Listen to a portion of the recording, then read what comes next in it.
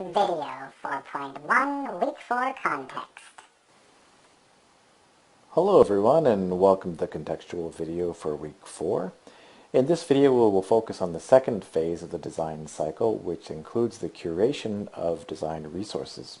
I also noticed in the last few videos that the first slide was a little blasé, so I've decided to showcase some design work in the first slide as I blabber on a bit.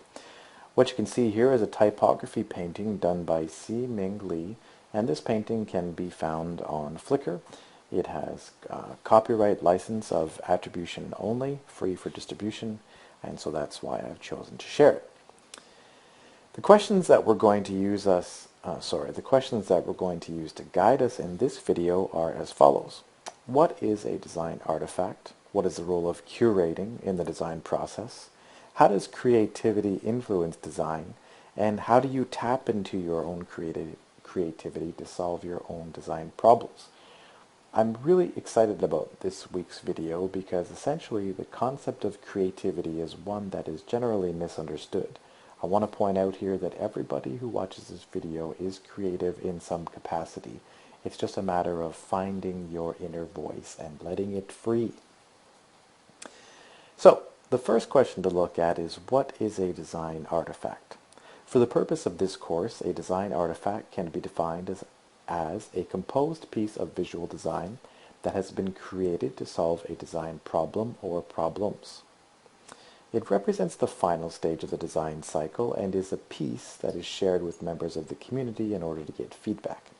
Examples of design artifacts may include, but are not limited to, a photograph, an animation, an illustration, or a multimedia presentation. What each of these artifacts have in common is that they have gone through the entire design cycle, they have been critiqued, they have also been published, and they are now considered complete. It's also important to note that complete is not necessarily finished. What this means is that once an artifact is complete and shared with the community, there may be further revisions that are necessary. This brings us to the next question of, how does creativity influence design? Creativity is a term that has gained traction in the information age, which has also led to the creative culture. However, it's also a term that is overused and consequently escapes easy definition. Sir Ken Robinson defines creativity as the process of having original ideas that have value. He points out that this is indeed a process. It's not an event and it's not a gift that some people are born with. Okay? It's a skill, and this is a skill that is inherent in each individual. When it's supported, it will flourish, and when it is not supported, it will become impaired. It's very similar to a muscle. If it's not worked out, the muscle will become atrophied.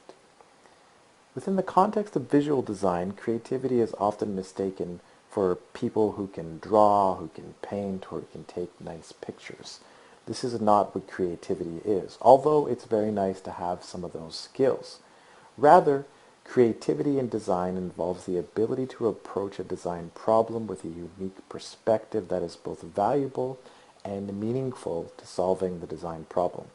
The design process is a creative process where the designer is required to think about meaningful ways to approach their design issue. In this regard, creativity can be used within the contents of an artifact, the form of an artifact, or the elements of the artifact. There are literally millions of examples of this that can be seen in the world of visual design.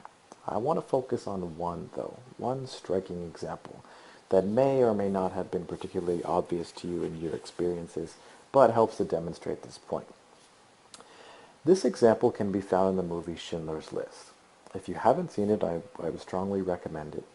In this film, the director, Steven Spielberg, uses color to accentuate the humanity that can get lost in a film with so much pain and devastation.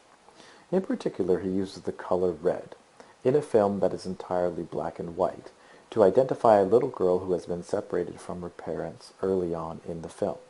Maybe a little bit difficult to see here, but if you look closely in the middle of this image, you can see a little girl wearing a red jacket. Spielberg uses this color red to accentuate the girl in the backdrop of the black and white background. This is another image where the girl is walking in the crowd.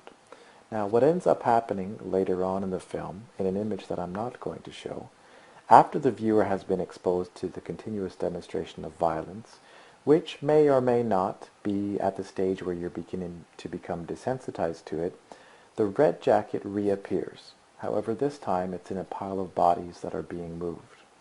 What ends up happening is that immediately the viewer identifies the color red and recalls the story of the girl and her being taken away from her family. We also deduce that from the fact that the jacket is now amongst a pile of bodies that the girl has died. And this becomes a very personal and powerful representation of how color can accentuate a message about the importance of remembering both the individual and collective pain of that moment in history. It's a very simple use of color, but also a very powerful one. Now, this is a powerful example that combines two elements of design, two principles of design, which are color and contrast. The next question that leads from this or follows from this is, how can you tap into your own creativity to help you design your own, solve your own design problems? You may be thinking that, Spielberg is this award-winning, multi-million-dollar director, and he does this for a living. However, like design, creativity is often perceived as being something that's only available to those who are artistic. And like design, this belief is both limiting and self-fulfilling. The challenge of tapping into our own creativity is overcoming the belief that we are not creative. This is a belief that has grown throughout our lives, as being reinforced every time somebody told us we were wrong, or that there was only one solution to a problem. Now, as you can see in the equation that I've put up here, this can be true when it comes to math, because 1 plus 1 is always 11. Or it can be a window. Now, there's a variety of ways of looking at this. So how do we overcome our barriers to creativity? The first one is that we need to let go of our fear of making mistakes and understand that design, art, learning, and most things in life are trial and error, and mostly error. In this class, I'm going to ask you to not be afraid to make mistakes. Now, there are many resources that can help you in overcoming any creative blocks that you might have, but I want to share this quote by Steve Jobs because it helps to provide a context for what we're thinking about in terms of creativity. He says that if you want to live your life in a creative way as an artist, you have to not look back too much. You have to be willing to take whatever you've done and whoever you are and throw them away. And so that's what I'm going to ask you to do in your work. If you think that you're not an artist, throw that idea away. If you think that you don't have any understanding of color or balance or symmetry, throw that idea away and gain some understanding and knowledge, and try to apply it within the context of your design problems. It's my hope that you can draw some inspiration from the words of Steve Jobs, as well as find other sources of inspiration for your own levels of creativity. Following from this, you should now be involved in the process of curating resources to help you with your design projects. This process is extensive and will be different for each person. Some questions that you can keep in mind that can help you with this process are, how can you find and utilize pre-existing resources to help you in your workflow? As noted, there are resources available to you in the Edmodo community. However, your search will take you well beyond these resources, and you are encouraged to determine a way that will help you to find viable resources that are appropriate for what you are working on. The next question is, what resources do you have that you can use to inspire you, to keep you organized, and to help you to learn things when you don't know them? A key aspect of this class is that you are autonomous, which means in many cases you're going to be working alone, and you're going to have to find ways to inspire yourself, keep yourself organized, and teach yourself things when you're not familiar with them. Identifying what resources can help you with these different things is an important step in this process. The third point is to think about the feasibility of your action plan.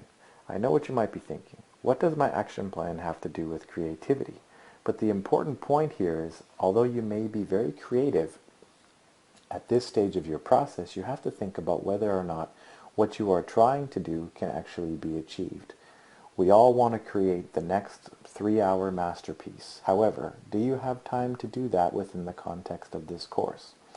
When looking at this, you should be able to visualize how and when you're going to be doing the things that you're going to be doing, and what's your timeline for the completion of your artifacts for the class. Although you have guidelines within the context of the course to help you with this, ultimately the timeline is dependent on your own plan of action, and consequently, you should give careful consideration when looking at your schedule. The fourth question that I want to bring up also relates to your plan of action and identifies how are you going to manage your workflow for creating, editing, and sharing your work.